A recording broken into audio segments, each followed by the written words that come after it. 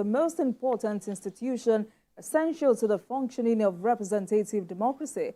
Its objective, or its basic objective, is to hold the government accountable by protecting the interests of the citizenry. It's exactly a year since the 10th National Assembly was inaugurated in June 2023. And for the House of Representatives, the legislative priorities of the 10th Assembly is strengthening good governance, improving national security, law reform, economic growth and development, social sector reform and development, inclusion and open parliament. Tonight, let's see how the 10th Assembly has fared with implementing these priorities in the last 1 year. Joining me for this conversation is Honorable Philip Agbese, Deputy Spokesman of the House of Representatives. Honorable, good evening to you. Thank you so much for joining us on Politics Tonight. It's good to see you again. Thank you. Thank you for having me. Thank you. Right. Thank you. So congratulations to you and your colleagues. It's 1 year already. How has the journey been? Thank you so much, Olajumoke. It's been quite challenging, but I think because of the numerous successes that we have recorded as well, we're equally excited that we are making a mark as a parliament, and our total, our collective aspiration, is being achieved to a large extent. So I would say it's been a very good journey, and we hope to do more in the next 3 years. So talking about the successes that have been recorded, what would you describe as the key achievements of the House in the last 1 year? First and foremost, I will discuss that in three folds. One has to do with our relationship with the masses, the electorate of our country, how we have been able to galvanize them and make them a part and parcel of lawmaking. In achieving that, we as a parliament, in line with our legislative agenda of running an open parliament, have been able to engage more with the masses through public debates, inviting them, to make their own contributions. And I'll give you a good example. In 2023, when His Excellency Mr. President sent the 2024 appropriation bill to the Parliament, for the first time in the history of the House, we received that document and engaged members of the public. We invited the critical stakeholders in a town hall meeting, which held here in Abuja. We had stakeholders from every walk of life involved in that process, and we were able to get the input of the Nigerian people before we arrive at a working document, which was eventually passed to the various committees to work on, and it was eventually returned back to the House. We thereafter passed that document. In doing, for why we actually did that was to engage people, feel the pulse of the people, the masses, and to be able to see how, the budget, especially the capital aspect of the budget, will be used in the interest of the people, to see the various areas that Nigerians require urgent attention. So we're able to achieve that. Another area I will give it to the Parliament again is the question of leadership, particularly for the House of Representatives. We have a leader, His Excellency Right Honorable Tajuddin Abbas, that has been able to galvanize the various political parties. You recall that when we came on board in June 13, 2023, every one of us came from one political party or the other, just about 8 political parties. And these political parties, they have their ideologies, their idiosyncrasies, and their philosophies. What His Excellency, the Right Honorable Speaker, has been able to do is to bring every one of us together to see the larger picture, which is how to provide governance, how to carry out our duties in tandem, with the needs and aspirations of the masses. How do we affect the lives of our constituents positively? So in that regard, we have equally achieved a lot. And thirdly, like I mentioned, the relationship between the Parliament and the executive. I mentioned some time ago somewhere else that the Parliament is not expected to be a friend of the executive, neither are we expected to be enemies. We in the 10th House of Representatives, under the leadership of Right Honorable Tajuddin Abbas, we have a different view to it. And the view to it is that there must be partnership, there must be collaboration, there must be synergy between the Parliament and the executive, to the extent that it offers good governance, that it offers, the dividends of democracy to our people, to the extent, that we begin to see the things that we are yearning for. And as part of that, the gains from the partnership that we have fostered with the executive, we have been able to, attract the immediate and needed presidential assent to some of the laws that have been, bills that have been passed by the parliament. A good example is the issue of student loans, loan bill. It wasn't an executive bill, it came through the parliament, and then we all saw the need for us to be able to support our young students, support young Nigerians who want to acquire education. And in doing so, after it went through the whole hog of legislative procedures, Mr. President quickly assented to that. So we give it to Mr. President and to the leadership of the House for that symbiotic relationship that exists between the two parties. It is also part of the gains that we have recorded. You go further, in terms of open governance, encouraging, promoting good governance in the country. One of the key issues in our legislative agenda is the issue of security.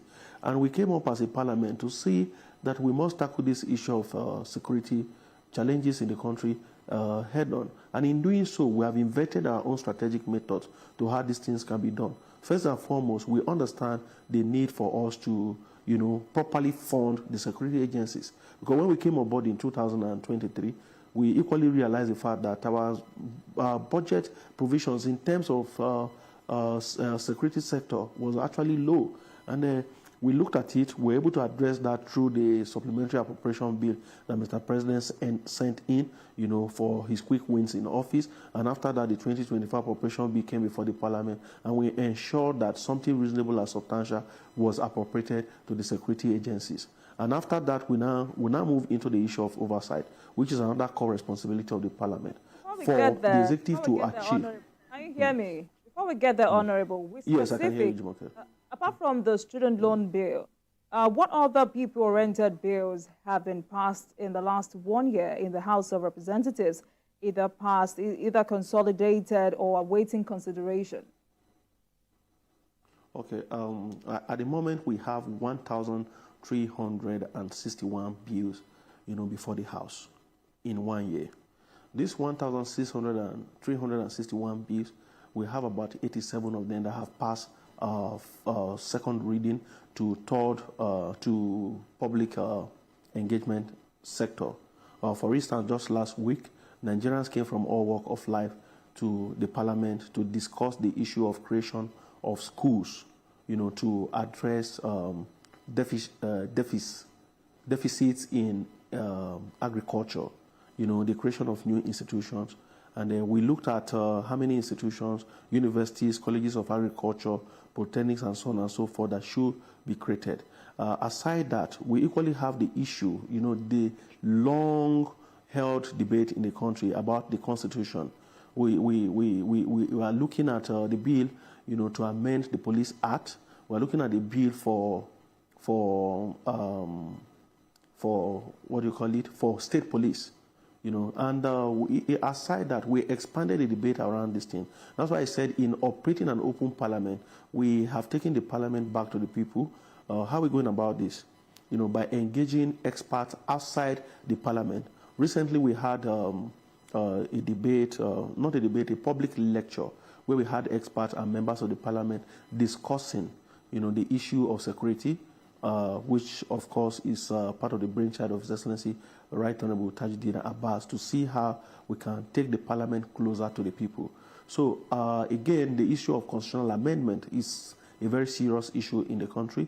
We're looking at the issue of state police, the issue of creation of states, autonomy for local government. You will agree with me that in the last 1 month, even the executive led by His Excellency President Asiwaju Bola Ahmed Tinubu, he has been so consistent when it comes to developing the grassroots. And in developing the grassroots, we must give power to the local government to function effectively so that they will be able to address the issue of a primary education, primary health care service, provision of primary health care, and other, critical issues, but at that lowest level that it will affect the generality of our citizens. All right, so in doing that, Right. So, one of the priorities of the 10th Assembly upon inauguration is strengthening good governance with special attention on judicial reform, rule of law, and human rights. Over the years, several challenges have impeded the rule of law in Nigeria. But in the last 1 year, what steps have been taken by the 10th Assembly in reforming and strengthening the judiciary in Nigeria? Yes, recently in the Parliament we considered the bill, for one remuneration for the judges, because we believe that in other developed countries, their judges are well taken care of in terms of allowances, salaries, and other entitlement. And in doing so, a hungry man, they say, is a devil's workshop. A judge who is also not comfortable is bound, to begin to look elsewhere. So as a parliament, we have passed that bill, and we are looking forward to a presidential assent. Mr. President is equally committed to that. We want to see that happen. That, to a large extent, is going to help in ensuring that there's a level of transparency, in the judiciary.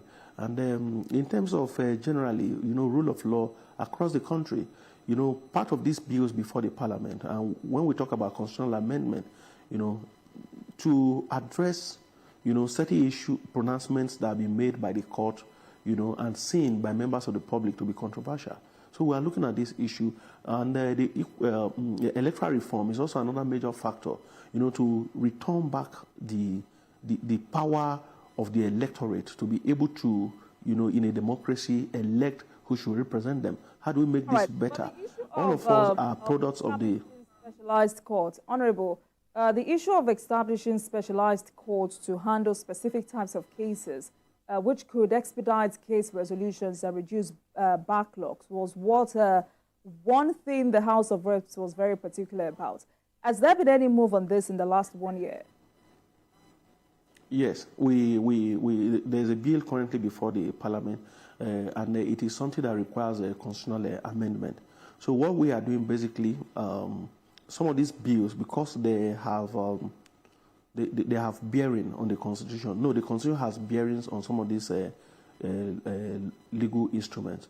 So what we are doing, because of the challenges we have faced in the past to amend provisions of the Constitution, what we are doing differently in the 10th House of Representatives, or what we have achieved so far, is to be able to set the timeline and from the beginning engage the state houses of assembly, to be part and parcel of what we are doing. So when we inaugurated, His Excellency Right Honorable Tajuddin Abbas inaugurated the Committee on Constitutional Amendment, being chaired by His Excellency Right Honorable Benjamin Kalu, we made sure that we engage the State House of Assembly, carry them along from the onset for them to be part and parcel of these procedures.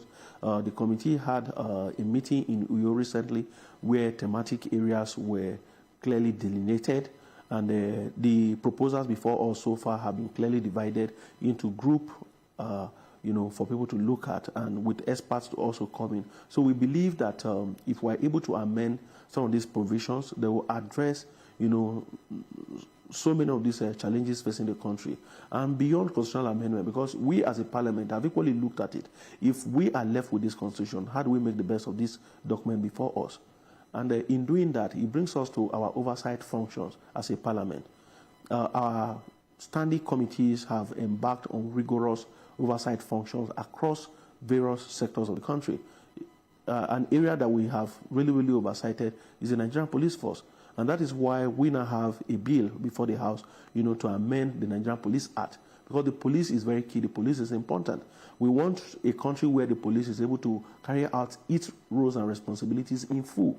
So we want to be able to provide incentives, for the Nigerian police force, extend their service years, so that when officers are trained, the fear of early retirement is not there, to corrupt the minds of these officers. So quite a lot we have achieved in this area. We are still doing. Lawmaking is also a process. It's not something you start in one day, you end in another, the next day. So some of these bills before us have passed first reading, second reading. Some have even gone to committee level. And aside bills, we have equally, we've recorded 689 bills, motions before the House. These motions talk about serious national issues, debating, the essence of our existence and the welfare of the Nigerian masses. So we are looking at all these issues. So in just 1 year, we have achieved this to build a solid foundation for the kind of parliament and for the kind of legacy His Excellency Right Honorable Tajudeen Abbas wants to leave behind, for Nigerians. So we believe that it is a work in progress. On a daily basis, there will be other issues that we'll also look at. Right. But so far, so good. So these are the much that we have achieved. Honorable, we'll come back to the matter of security, especially policing in Nigeria. I'm here for you. But Nigerians say that, interestingly, the House was very quick to expedite action when it comes to the matter of welfare of the judiciary, but is silent on the issue of minimum wage for workers. Where do you stand? No, we're not silent on the issue of minimum wage for workers. You will recall that our leader, His Excellency Right Honorable Tajudeen Abbas, did mention when this parliament came into force in June 2023, he categorically pointed out the issue of a living wage for Nigerian workers. A living wage for Nigerian workers. We're interested in, increasing the minimum wage for our workers. We promise our constituent, the workers are our constituent, and in the second instance, we're also workers under, the constituents. We want to see, we are excited, to see an increase.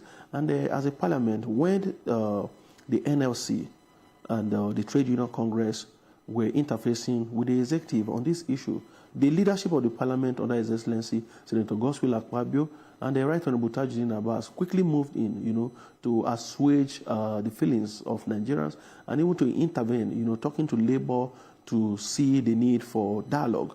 And because we have become a part and parcel of the dialogue, we can assure Nigerians that whatever resolution is reached between the Nigerian Labour Congress at one end and Trade Union Congress at the other end, and the executive, will be able to see to it that these terms of references that will be agreed upon will be judiciously implemented, particularly by the executive. So we are concerned about the welfare of the citizen, and we have debated this issue. And I think at the course of our debate, majority of members who contributed to that debate all agreed. So that is the other phase of the parliament under the leadership of His Excellency Right Honorable Tajudeen Abbas. Because of his background and understanding that, yes, as a parliament, that has been christened as the People's Parliament, we must live and make sacrifices for the masses of our country.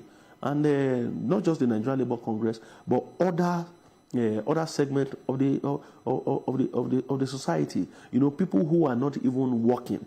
We are concerned. That's why we tackle the issue of student loan. We are equally concerned about the welfare of elderly people, retirees, and that is why our committee on pension, day and night, they work very hard, with the agencies under their supervision as a committee to ensure that, not even what you earn alone as a worker in the country, but when you finish rendering your service to the nation, what do we owe you and how do we look after you as a country? Interested. Honorable, let's talk about accountability in the security sector. In recent years, defense spending in Nigeria has been on the increase. 2 weeks ago, when we had this discussion, we talked about this. It is now superior to other sectors of the economy. But some have blamed the persistent insecurity on corruption and lack of accountability from those appointed to execute defense budgets, especially the military, which seems unquestionable and untouchable.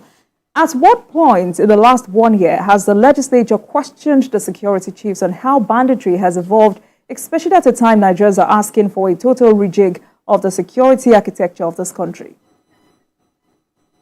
Yes, the security situation is also another area that we as a parliament seem to hold a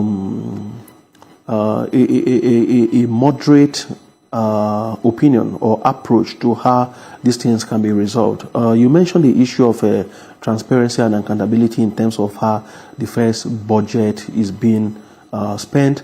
We introduced in this parliament what we call the sectoral debate under the leadership of the Right Honorable Speaker. And at the course of the sectoral debate, we have been able to engage, as a whole house, because it is one thing, for the parliament to interface with members of the executive through its committees, which, of course, our standing orders permit us to do. But again, we have expanded that, such that even people who are not members of the security committees and have serious questions to ask are able to ask these questions. And some of the answers that we have gotten, because at the course of the sectoral debate, we have invited the Chief of Defense Staff, General Siji Musa, all the service chiefs, including the National Security Advisor. And when we listened to them, both in camera and outside of the camera, we have seen their roadmap. We have been able to look at the issue of budgeting, and they pointed out something which, of course, I believe it is good for Nigerians to know, and we have equally drew the attention of His Excellency Mr. President to that. When budget is made for the defense, what about the releases of this budget, especially with, the situation of fluctuating the exchange rate?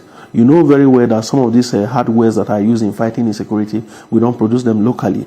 And again, let me quickly mention, because we're talking about security, the Defense Industry Corporation Bill, which was initiated by Right Honorable Babajimi Bensi, the chairman of the House Committee on Defense, has been passed by this Parliament, and Mr. President has assented to it. So by the time we begin to produce some of these hardwares locally, we'll witness a reduction, a large reduction in spending on security hardwares, because we no longer have to. And that again, because of our human rights record, today we have a president who, is coming from the trenches, who has been in the struggle, with high regards for human rights issues to a large extent. Unlike in the past where we have human rights issues being addressed or being exposed by non-state actors like Amnesty International. I think the current military leadership understand the need, for our troops at the cost of fighting insecurity, at the cost of fighting banditry, to respect the human rights of both the criminal elements and those they are trying to protect. So it's another area that we have achieved through the intervention of the Parliament. So again, the issue of oversight is very important, because the executive must be able to open their books for the Parliament to check before, it can be said that there are checks and balances. And in this regard, we have done quite a lot. Recently, I'm a member of the House Committee on Defense. We traveled to Delta State when we had, at this point, the human rights abuses not coming from the state actors. It actually, emanated from the non-state actors, members of that community, who took the laws into their hands to attack our troops. As dastardly as the act is, Mr. President, who is the commander-in-chief, ensured, that the military was able to handle that situation, in a very civilized manner, unlike in the past where we had a case of Odi Zakibiam as a result of killings of troops. It happened again by members of the ESN, in Abia State when our troops were attacked, and we saw the level of restraint, maturity and display of professionalism by our troops. So these are part of the issues that we have continued to engage, the security agencies, debate with them, discuss them with them, and to see how best to support them. All right, Honorable. We need to take a break, and when we come back, Politics Tonight will continue on other platforms as well as on YouTube.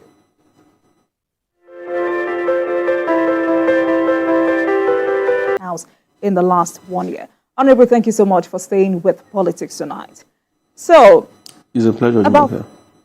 About 3 or 4 northern governors have made a particular statement. I mean, apart from northern governors, some northern leaders have also said this. And this statement, let me quote it. It says, banditry now business venture for government officials, security agents, others. I'm sure you're not hearing this for the first time. Has the House tried to investigate where this statement is coming from?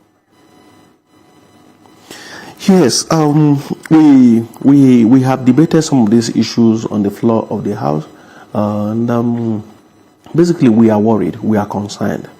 Even though under the concept of separation of powers and the concept of respecting the tiers of government, as a federal parliament, we are not allowed, to delve issues in. We do not oversight the state government, so we don't actually have the powers to interrogate, appointees at the state level. Nevertheless, what we have been able to do is a close interface with the Office of the National Security Advisor. Our committee responsible for that have done quite a lot on the ground, in terms of their interface, and we are looking at the remote causes of the banditry that we have at the moment. The current administration actually inherited the problem from the past administration, and we are all working together very hard, as a government, both parliament and executive government, to ensure that our citizens are able to go back to bed with their eyes closed. Our citizens are protected, our women and children, are able to return back to their farms. We are worried. And it was part of that worries that His Excellency, the Right Honorable Tajuddin Abbas, did convene that security seminar. We had traditional rulers because we needed to invite all these people, the traditional rulers, leaders of civil society groups, non-state actors, to be able to talk to the parliament, so that if it falls within our purview as a parliament to make laws or to amend our laws, to give teeth to the supervising agencies to be able to carry out their duties, will do so. And I think it will be of importance and in good conscience, to call on our leaders, especially where some of these statements are not, confirmed. So where are we on... As a parliament, we... Honorable, where are we on the issue of the creation of state police? Yes, the concept of state police and state policing, have actually been misinterpreted by people to mean the same thing. So now, when we talk about the issue of creating or giving powers to the state, to operate their police, as a parliament, we have made it, very clear that we will go by the decision of the Nigerian masses. Security is a complex issue, and everybody, in one way or the other, has a role to play in the security situation of the country. And if the larger population of our people, our constituents, come together like we are doing, because very soon we will be going for town hall meetings across the country to engage other critical stakeholders, not just what the governors have said. And Nigerians feel that at the moment, the only solution to the problem is going to be state police, to allow the state to have their own police, give them autonomy. We'll take that. As a parliament, let me add that what we have done, because we have a bill before the parliament today on the issue of state police, we are equally looking at what we call stops, to be able to control, some of the fears that Nigerians have expressed as to how the governors would in turn use the police, whether they will use the state police, to hunt their political enemies, and so on and so forth. Because people have expressed their misgivings about it, to say, in an attempt to solve a problem, they do not intend that we should create a bigger problem for the country. So in doing that as a responsible parliament, we, in the Committee for Constitutional Amendment, we are looking at these issues that have been raised by Nigerians. And I think at the end of the day, if we agree as a people to go for state police, the parliament has the capacity to put in the necessary laws, the necessary instrument within the law that would help to checkmate the excesses of state actors. But do you agree that the issue of police reform now sounds very cliche in this country, because nothing fundamental has been done to reform the police since its creation in 1861? Last year, the president formed a special committee to look at all the gaps in Nigeria's 1999 constitution with a view to bring harmony and synergy, closing technology and manpower to the Nigerian police force. Do you have any updates on what that committee was able to achieve? Well, I don't know much about what other committees by the executive have achieved, but I would speak from the standpoint of the 10th House of Representatives under the leadership of His Excellency Right Honorable Tajuddin Abbas, and I will tell you that our Committee on Police Affairs, we are concerned about police reforms. That's why we have that bill before us today. Right Honorable Yalima Maki is directly in charge of the committee, and we are interfacing with the police. Yes, police reform is very, very critical. It's very important. We want to see that, today, virtually all the states, the 36 states of this country, you have the military being deployed for functions that are ordinarily within the purview of the Nigerian police force. No one is happy. As a parliament, we are not happy about that situation. One major area as a parliament we have identified is the issue of funding for the police. Funding and utilization at one end. And the other issue too is the issue of recruitment into the Nigerian police force. I believe strongly from our interaction with the Nigerian Police Service Commission, there have been some adjustment in terms of merit in the recruitment of officers and men of the Nigerian police force. Funding for the police. Pardon me, when you say funding for the police, do you mean a different budgetary provision for the Nigerian police? Is that it? Yes. In the parliament, we have argued, some have argued that the envelope or system of budgeting which we use in the country is not enough, to fund the police, whether we should rejig that procedure. Others have argued in the parliament that the way they expend the budgetary provision is also another issue. And in the wisdom of His Excellency, the Right Honorable Tajuddin Abbas, what have we done? We have organized a seminar, on the issue of state police and security. So at that seminar on state police, a communique was issued after the engagement, and we identified 4 or 5 core issues. One, the issue of funding for the police. We must properly, as a country, fund the police, and the House of Representatives is in the forefront of championing the agitation, the debate, on how we fund the police. And we are saying that as a responsible parliament, when this funding is made available to the police, we are going to carry out our oversight function as a parliament to ensure that the monies budgeted for the police, one, timely release. Because, for instance, if the police is going to procure hardware from America or Switzerland, and you have made budgetary provision for release to the police in January, and this money is not released to September, what happens, to the police between this long period of time that you have failed, to release the money to the police?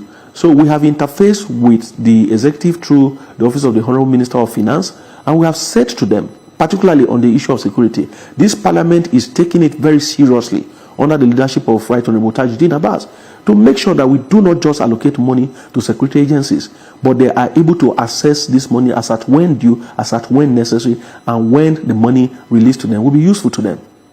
This is a country, you know this, the situation, with the exchange rate. So if at the cost of budgeting, you have made provision for the police to procure, vehicles from abroad or tires or anything, using a certain exchange rate, and when the money is released to them, that money is no longer able to make that procurement. Right, because of time, we're running out of time. Let me quickly take you up on this. Because I saw that another priority of the House is inclusion of persons living with disabilities in national planning.